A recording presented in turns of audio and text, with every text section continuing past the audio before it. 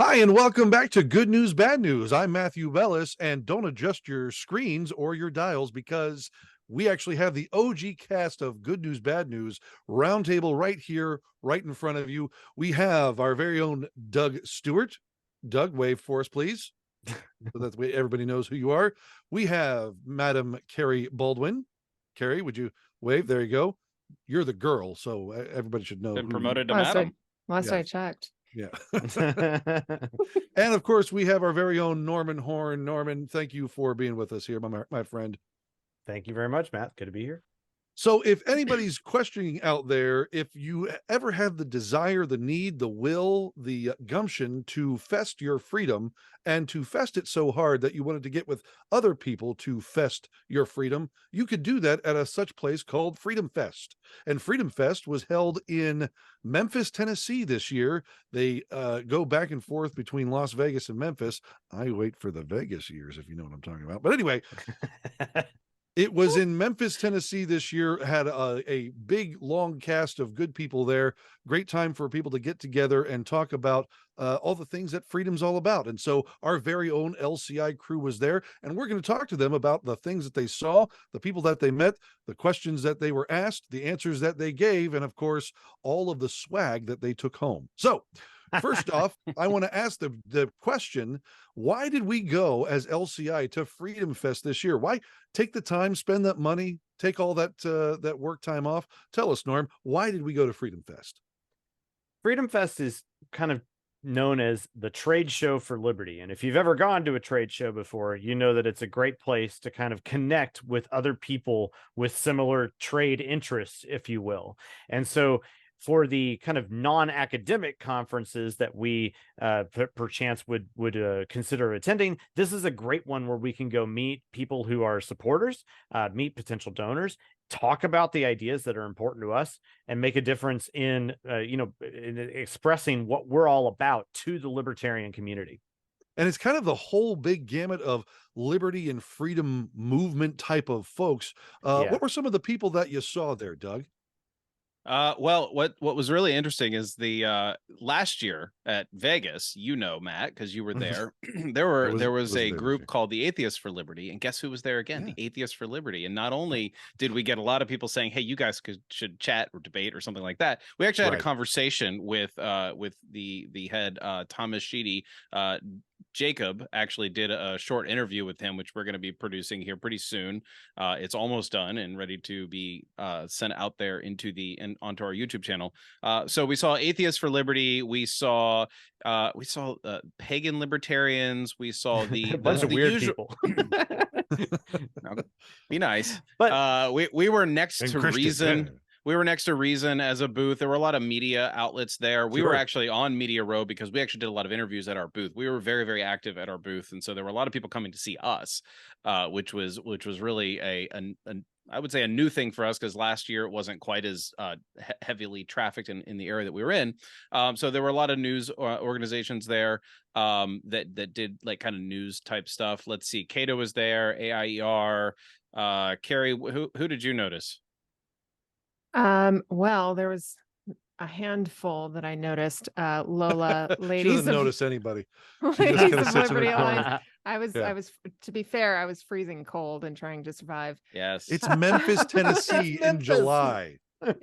Indoors. The AC okay. is something totally different. Anyways, Ladies of Liberty Alliance was there. Free the People was there. Of course, the decriminalized sex work people were there, which we interviewed post Freedom Fest last year. But what were some of the big names that you guys saw that were there? The individuals who are really willing to step out of the bubble and say, yeah, I support the freedom movement here. So probably the biggest name was RFK Jr. Oh, okay. Big name coming around these days. Yeah. They had security for him. They did. Nice. Yeah. The added security wasn't necessary for our group. Yeah. For our group. Yeah. So Brian Kaplan was another one, and he was on stage with Norm and Rich Lowry. Yeah. So those were some big names. So other big names on stage was like Brett Weinstein, That's right. Angela McArdle, That man. My wife was at all the main stage sessions, and we were at the booth, like meeting. One people, guy that so I there was was really like all of that. hoping to meet if I was there was Mike Rowe from Dirty Oh, Jobs. yeah. I got to shake Mike Rowe's hand at registration. That was the extent of saying hello to him. It was great. And I just missed him apparently. So. Oh, did you? Yep. Exactly. Did you know Doc Dixon was there? Yeah, well, of course, Doc Dixon. I mean, did you know that Mike Rowe is officially trained in barbershop quartet? Oh yeah, actually, really? if you listen to his podcasts, he actually does all of his ads in barbershop quartet style. It's great. Oh, I didn't know that. Oh, well, wow. they did a bit. They did a bit on stage, and you can go see it on the Freedom Fest YouTube page. Okay, cool. Well, that was somebody that I really was hoping to meet, but didn't get a chance to. Well, let me ask you guys this. You were there, you were talking to a bunch of people. What were some of the outside, maybe screwball or curveball questions that you might have gotten at the booth that just kind of seemed like, well, you should have known this, or maybe here's something that you didn't know already? I'll go to Norm on that one. Well, I was actually so busy bustling about, I didn't get as many, like hardcore questions like that. I think at the booth, I did have a bit of an oddish question during our session that I had no idea really how to answer. Oh, really? And I couldn't really spin it. Yeah, he tried admirably to spin it, and the gentleman who asked the question was like, I don't know who you're talking about. Yeah. I don't know what you're saying. You didn't answer my question. Okay, it was really funny. What's the question there? Well, he was asking, it turned out that what he was really asking about was kind of our take on the post-libertarians conception of kind of the modern milieu, especially in light of Christian nationalism. Like, are there any intersection points that we're beginning to see there? I think that's what he was ultimately getting at. But he didn't ask it or use words that made more know that that's what he was asking. Well, he asked like about 3 people, basically, like, what are your take on thus and such podcaster? The only one I even remotely knew was Buck Johnson. Yeah. It was naming those 2 people and then something about Eastern Orthodoxy, and I did not. Yeah. And I didn't make the connection that what he was gunning for was a kind of about the kind of post-libertarian phenomena. And if I'd realized that, I would have, he said, well, I don't really think that it's the post-libertarians have good ideas. What does he mean by that, post-libertarianism? Oh, there's a sort of group that's out there that is kind of, shall we say, it's sort of almost a neo-reactionary take on libertarianism. Okay. That the left, instead of kind of reiterating the classical liberal project as being, this is where we are heading, it's activated thesis is kind of like, well, the left is using the weapons of the state. Mm-hmm. Maybe we should be doing the same. Yeah. And I see. And if I were to summarize it, it would be more like, hey, libertarians, we really love you. You got great ideas. It's a great start, but you ain't doing much. So we're going to have to take power the way the left is, because we're being threatened. That's kind of the vibe. So are libertarians now the Quakers of the freedom movement? Is that what it is? No, I wouldn't say so, because I don't think it's a particularly prominent movement. I think it's kind of co-located in just a few, splinter offshoots, and that, despite the fact, like, sure, you can get yourself a few hundred likes or 1,000 likes for that matter, but it doesn't mean that you're some sort of force to be reckoned with or whatnot. And because it's not really we could go on and on and on about this. This is like an episode to itself. Sure. But suffice to say, it's not. But was that a big topic there? No, not really. No, but you asked us what the weirdest screwball question was. That was it. Okay. So and it was in a breakout. It wasn't even at the booth. Yeah. Okay. Yeah. Very interesting. So, Kerry, you're a woman. Why did you go? Because there was a man who told her to go. Oh, no. She's able to think for herself, Matthew, Douglas. Without you there, I was responsible for the woman jokes. Which she told very well, by the way. She did good. Okay, good. I'm glad. Yeah. So yeah, I went there because I'm the diversity hire.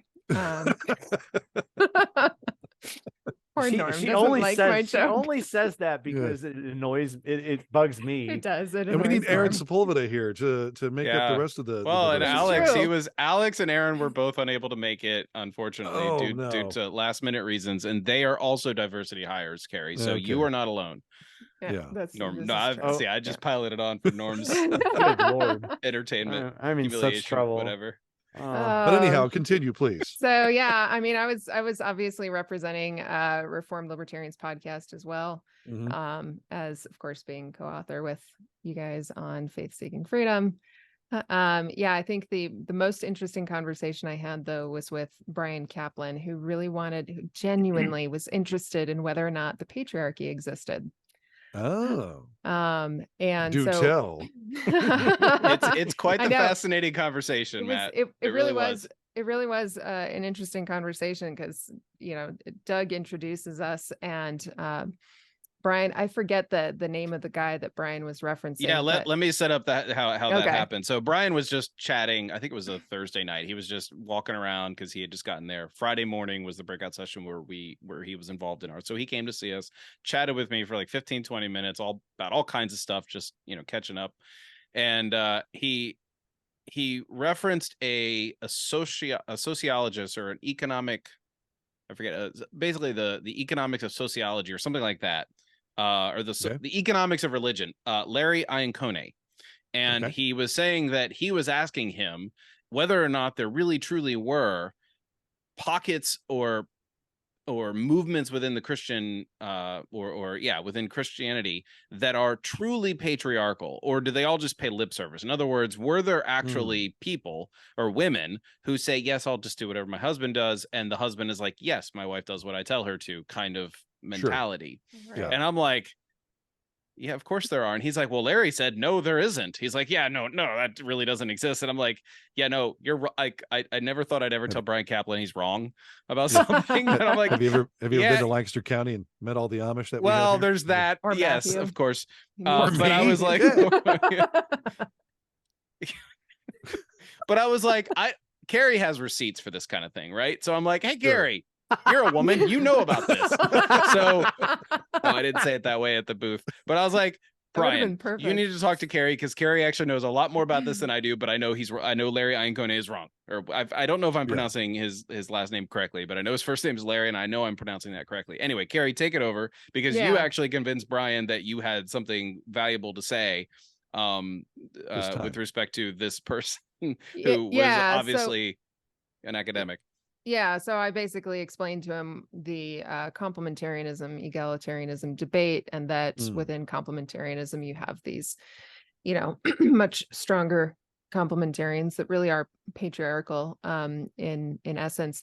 So it was, I should say, it was sort of a two-part conversation, two-part persuasion, because after the first meeting where we talked and I explained what complementarianism was and that it, was a real thing.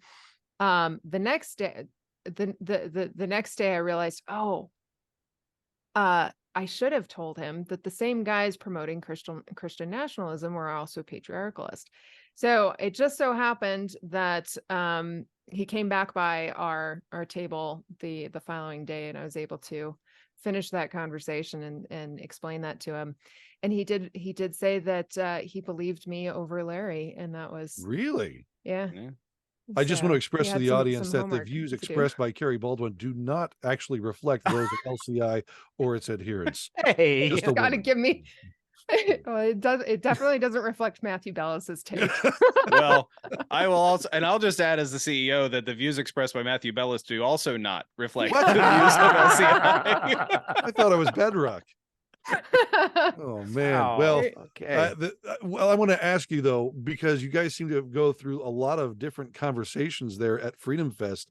Was there anybody that you were really looking forward to hear from, or did anybody surprise you while you were there listening to the to what they had to say? I really liked RFK's speech, if I'm honest. Okay. He was very persuasive in talking about caring for the planet through the free market. And there was this one line that he dropped, which was just excellent, which was, show me a polluter and I will show you a fat cat subsidies. So he really was hammering home the message that if we want to take care of the environment, we need the discipline of the free market. He used that phrase, discipline of the free market, in order to ensure that, which I thought was great. So that was one. I was really disappointed that I didn't get to interview him. That was one thing I was hoping for, but that didn't happen. I mean, does he know that his party has basically left him behind on a lot of these items? Well, based on the congressional hearing that happened a couple of days ago. My gosh. Right, yeah. Oh my goodness. He might as well have been the conservative from Kansas who just came up to run amok over all the Democrats, the way they treated him. So very, very fascinating. What about you guys? Doug, Norm, did you meet anybody that you really surprised you? Well, it was surprising to me that Steve Forbes and his very frequent co-author Elizabeth Ames were walking by, and they were promoting something that he was doing. Isit.org is a website with that he's creating videos for that deal with entrepreneurship and sort of in unexpected places. And we had a little booth there and I got to interview Steve Forbes. So that was really cool. Yeah. That was cool. That was like the one thing I could like text back to my family and be like, hey, look what I got to do. I got a picture. Did you check the couch whenever he sat down and just to make sure he didn't leave $100,000 behind? Just to make sure. Norm, we're doing a couch next time, just in case. That's a lot of money to ship, man. Yeah. Wow. Anyway, no, Steve Forbes was one of them. I had a conversation with Jim Babka, who he was very much part of the Zero Aggression Project, and he was very well versed in some of the theological topics that we've explored on our podcast, mimetic theory, anarcho-capitalism, and things like that. And he was like just a pleasure to actually speak to. And it's funny, he's actually been recommended by some people, be like, hey, you need to talk to this guy. And it's been one of those, like, haven't gotten around to reaching out and kind of diving into what he does. Turns out he has like a dozen hats that he wears, so of course it's difficult for me to kind of get my head around what he does. But that was a really delightful conversation. Not a super well-known guy, the way Steve Forbes might be, but that was really good. And I will say that one of the most memorable moments was on Friday morning prior to our main stage breakout session, where Norm and I had about 5 to 10 minutes with Nick Gillespie. And that was a very touching conversation. Yes, of reason. And that was a very touching conversation. It was, you got a little bit of an insight and a window into Nick's heart for liberty and his heart for immigrants and his experience. And it's not every day you get to have a relatively deep conversation in a short amount of time with Nick Gillespie. So that was probably one of my highlights. Norm, tell us a little bit more about that, because that seems to be something that I heard about in terms of reverberations from that weekend, that you guys really were touched by what Nick said there. Yeah, we had great conversations backstage with all of the fellow panelists, including Nick, before and after the breakout session. It was really interesting to be kind of present with these guys. Nick comes from an immigrant background. He relayed some stories of which I don't know if it's right for me to tell them in detail, because those are personal stories for him. But suffice to say that the meaningfulness of the right to move is very important to him. And it's interesting, that it bothers me a lot too, not because I have some sort of intrinsically like deep connections with immigration, although it is true. I shouldn't say I know this with 100% certainty, although I'm told that when the Horns immigrated from Prussia in the 19th century, that there was supposedly a letter from the government saying that the patriarch of that family was supposed to come back and fight in the event of a war, which I can just imagine my ancestor going like, whatever. But, nonetheless, still that's excuse me, no. Or nine, whatever. At any rate, no, the point being that Nick obviously has a particular interest, rightly so, in the right to move, and why immigration is important to him. I think is real. Like, those are stories that I think that those of us who don't necessarily have that type of interaction or closeness to them can't really appreciate until we start hearing them more. Okay. And they're not intuitively obvious at times, because we just don't do that. Like, it's not part of our history. Right. So that's really interesting. I actually had a great conversation. We had actually, it was after Doug left, we started having another weird conversation. This is a fun one about the death penalty. Because Brian was apparently not particularly well aware that that kind of the majority of even conservative Christians are very favorable to the death penalty. And I think that that's an interesting and kind of complicated conversation to have, of course, based on the knowledge that we all have of our the Bible and whatnot. But that it was interesting to hear like kind of Nick's perspective and Brian's perspective kind of all coming together. That was all prior to Rich showing up. Rich Lowry kind of came it felt like it was in the last like 3 minutes before we went on stage. He kind of just shows up, he got mic'd, and we're like, okay, you're on, go. Oh my. But, it was great. And in fact, even after, like, you can watch, once we get the footage up, you'll see like Brian and Rich are like debating on the way off the stage. It was great. and they kept on going for another 5 minutes off stage. Yeah. We kept on arguing together. It was fun. And, but Rich is an interesting fella. I mean, in terms of people I was excited to meet, it was to be with those three guys. I mean, we selected them for a reason, and pun intended. And that was wonderful to be with each one of them and to kind of be right across from Reason's table and kind of be, on par with them on some level, was really, really cool. There you go. Let me just throw this out there, because a lot of people would think of Freedom Fest and maybe a bunch of libertarians getting together, and they would come up in their mind basically a caricature of what a libertarian is: atheist, sitting in their basement, writing blogs in vain, talking about how terrible the government is and smoking weed and all that kind of jazz. That rough caricature of a libertarian. That's what a lot of us get on a regular basis. Is that what you saw? I mean, because when you talk about Libertarian Christian Institute going to Freedom Fest, aren't we swimming against the grain culturally?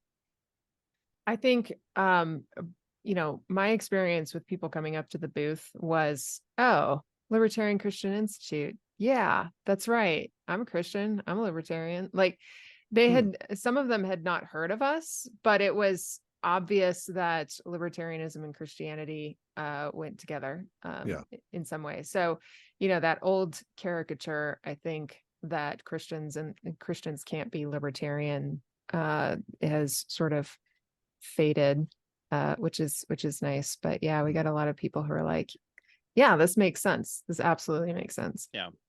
What were some of the things that you would say were persuasive to them? Well, they loved our little catchphrase here. Yeah. Opposing empire since AD 33. I cannot tell you how many people were like, click, click, taking pictures of it. That was pretty popular. So yeah. Well, that's good. Are there any other things about Freedom Fest that you guys looked at and you said, man, that was just a real special moment, or something that we've got to try to replicate next year? I know we had an interview booth where a lot of people came and talked. We talked about Steve Forbes, but was there anything there in terms of interviews that you think were really a home run for people to know about? Well, I think we have succeeded in in accomplishing the shortest interview ever that Scott Horton has ever given. Yeah, because it was 14 minutes. Granted, we told him he had 30 seconds, so that's where that's how we got it. That's how Guinness Book of World Records was there. It was recorded, signed. It's going in the book. Shortest. No, what's interesting is there is a little bit of family reunion vibe. If you have been in the liberty movement long enough, there's a little bit of that vibe to it, where you get to run into, like, I'm getting set up and everything, and then I'm like, all right, I need to leave to go, I think, either go meet Norman outside or give somebody their badge, because I'd already registered everybody or whatever. And I'm on my way out, and there's Connor Boyack just walking out too. And we just started chatting as if we were just picking up the conversation the last time around. Right. Right. And so there is that little of like I said, the vibe of the family reunion. So you're meeting up with people that you sometimes interact, a lot of times interact with online. Every now and then throughout the year, you might run into them at a random event or whatever. But this time around, because it's like 3.5 to 4 days, depending on how long you're going to be there, you actually get a good amount of time with these people. Or you can, it depends on, it's not like I spent my day, all my time with Connor Boyack or anything, but I ran into him a few times. We had a couple conversations, did a short interview about their latest book and that kind of thing. But you For those get who don't to know, Connor you get Boyack to pick is those. the one who started Tuttle Twins and those Yes. yeah.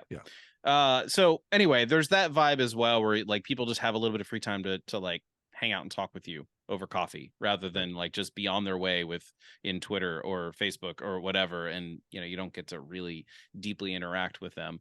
I kind of ran out of I forgot what your question was. It was different. It was multifaceted. So yes. Don't worry, I don't mind. The special moments. And I think, right.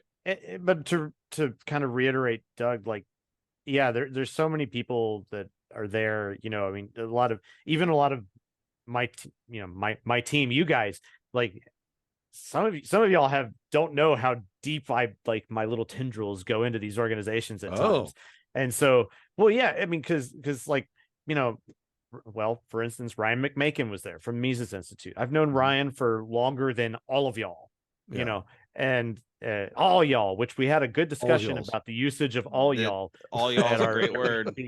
By the way, which was another special moment of discussing linguistics at a very late night and trying to take writing notes for the next day while also arguing. You guys don't forget, So, that's right.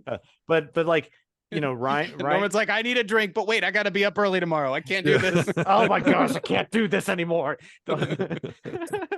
But seeing Ryan was great. I mean, folks like TK Coleman, Richard Larank, Max Borders, folks that I have long relationships with at this point, Justin Armand, and of course Alexander McCoben, some I think Kerry may have been your first time meeting him. And folks from Students for Liberty who I haven't seen in a decade, and so on and so forth. I love getting to go back to these conferences just to see these folks who have been part of my life now for 15 or 20 years at this point. And that's super, super meaningful to me. I want to add a shout out to a guy named Carson who was at FreedomFest last year and also came to FreedomFest this year. And I don't know how many libertarians are in his community. I know he's spreading the word very much so in Montana, where he lives, and he has given many copies of our book books to his members of his family. He's stirring up. Montana is going to be a libertarian paradise because of this guy, right? Nice. But no, Carson was there last year, and he just was like, "I love what you guys are doing. I'm really excited and all of that." And we chatted with him a little bit.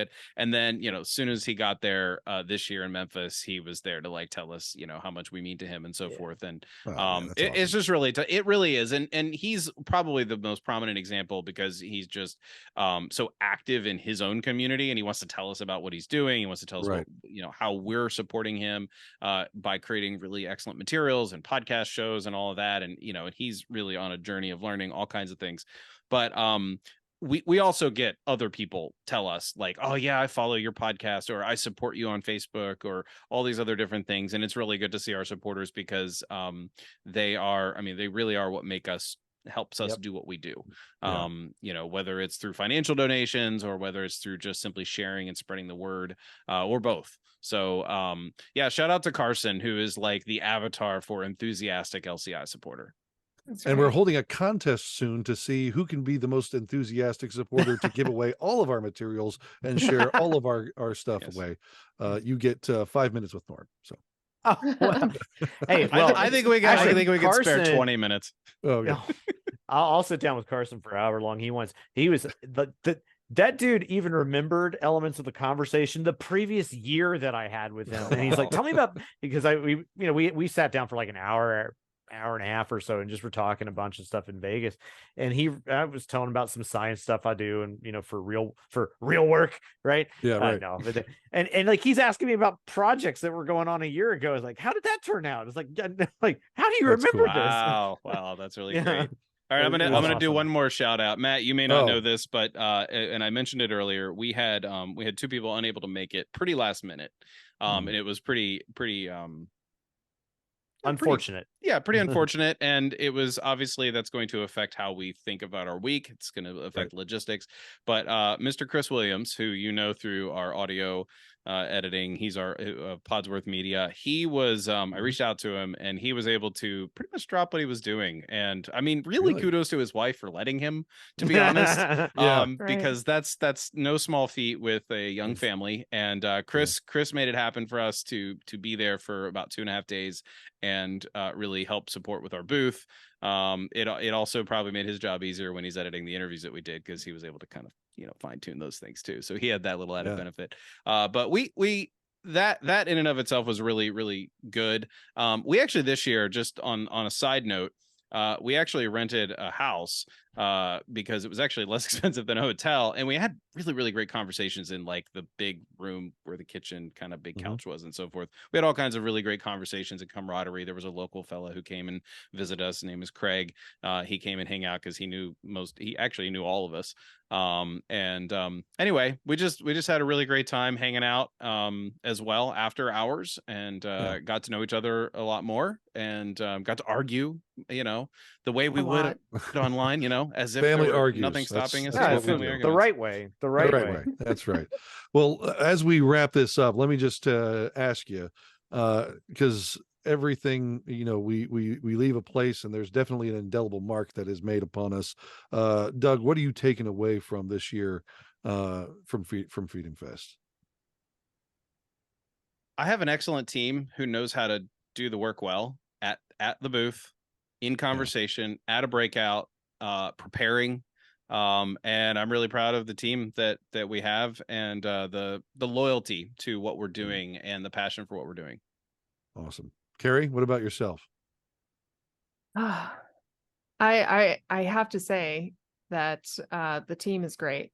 The team is really awesome, and it makes it a lot easier to do something that might otherwise be monumental in task. And so, we've got great rapport, great cohesion, and we're not only aligned on being Christians and libertarians, but we're also good friends, and that makes all the difference in the world. But Norman, I will say, sorry, I will say, I need to step on you. I know what you're going to say. Go ahead. Red means something. That is a deep cut in two ways. Deep cut. Hopefully someday we'll understand as a general audience. You know what? If you all can join, if there's anybody out there who wants to join the LCI team and has the chops to do it, you'll end up at Freedom Fest with us, and we will debate this topic ad infinitum. Red means promise something. You. Norman, what are you taking away from this year of Freedom Fest? I think what I want most of all for our future in this regard is to provide an even greater experience for our supporters who can't be there with us. We had sort of designs to try certain elements of that, and because of just our personnel issues and whatnot, because people couldn't be there and whatnot, we could only do so much. But we have a wonderful team, and I want to share what we have more with the people who can't even be there. Right. And I want to see that happen. It's wonderful to do. It's wonderful to do what we do. And our supporters that enable that to happen are like the only reason it can. And so I want to make sure that we do our part in sharing that even more with them, because we are entering into, I think, the next era of who we are as an organization. And we owe it to our supporters to partner to make it happen, to share that with them. Yeah. So, let's keep going, guys. And let's, this is an impact that we all make together. This is not a one-man show. Yeah. This takes the effort of everybody to make happen. And I don't say that lightly, because it's just not possible without this level of a team and the level of support that we receive from our people. It sounds like you guys are coming away with also a lot of great content and things that you were able to produce there. Are we going to start seeing some of those coming out here soon, Doug? Yes. In fact, for those who are subscribed to the Libertarian Christian podcast, the interviews that we did are no longer than about 20 minutes. So we're actually going to release, we're going to kind of, I was going to say rapidify, but that's not a word. We're going to we're going to make haste with, I don't know what words to use. We're going to do a double schedule with our podcast. Words have usage. That's okay. Muy rapido podcast. I'm going to use my words how I like. We're going to double our efforts on the podcast for a couple weeks in order to basically do like 2 a week, and they'll be shorter, but they're going to be almost all of the interviews that we did at the booth. Some of them are going to be reserved solely for the Biblical Anarchy podcast, but basically we're going to add those to our podcast schedule. The breakout session was videotaped. The main stage session was videotaped. I can't even say taped. Jeez. I mean, it's not on tape. It's actually it's not a tape. There's no tape. Yeah, it's video recorded. That was just useless. Yeah. Roll anyway, that beautiful bean footage. Yes. Anyway, so we have those. Those are on their way. I'm just waiting for the content from Freedom Fest to get those, and we'll be releasing those as we can. There's photographs on our Twitter page, like at Twitter page feed, whatever. Sure. Our Twitter account. You can see some of the stuff that we did there. So yeah. That's what's coming out, and we'll probably end up having further conversations with some of the people who were there in longer form as well. Awesome. Well, folks, as you can tell, Freedom Fest was a really big deal for us, and it's great to always meet supporters and people who listen to all of our podcasts and all of our content. So we hope that maybe next year, the next Freedom Fest, you'll find us there, and we could find you there as well. So for myself, for Doug, for Kerry, and for Norm, I want to thank you all for listening here tonight. Don't forget, we're going to have all kinds of stuff come out through our Christians for Liberty network. So make sure you're paying attention to LCI and all of our upcoming podcasts. So thank you very much for being here tonight. Remember, Jesus Christ is Lord, Caesar is not, and that's the good, that's the bad, that's the news.